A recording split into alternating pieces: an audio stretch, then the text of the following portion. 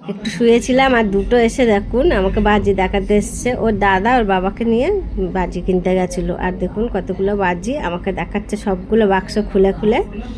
আর এই দুটো বাজি আমি তো বলছি কিটক্যাট এটা খাবার আছে, মানে চকলেট আছে। ও বলছে না দেখো এগুলো বাজি আছে, তুমি না না দেখাচ্ছি তোমাকে, দাঁড়াও। এই দেখো, এই দেখো বাজি। দেখো চকলেট, হাত দিয়ে না।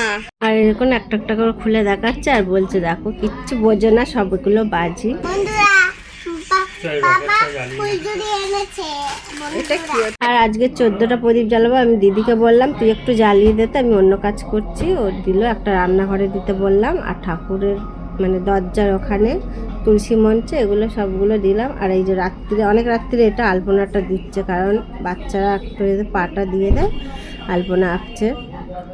আর আমিও একটু লুচি করতে করতে চলে এলাম, মানে দেখতে এলাম কীরকম কী করছে, সব ঠিকঠাক করে। চলুন ওদিকে কড়াতে তেল গরম হয়ে গেছে, লুচিগুলো ভেজে নিই। ওরা আবার খাবে 12টার আগে, কারণ আবার 12টার পরে খেতে পারবে না, উপোস করবে। চলুন লুচিগুলো ভেজে নিই। যে লুচিগুলো ভাজতে শুরু করেছি, আর ওরা এইগুলো খেয়ে আবার ঠাকুরের বাসন টাসনগুলো মাজবে, ততক্ষণ আমি খাবারটা রেডি করে দিই।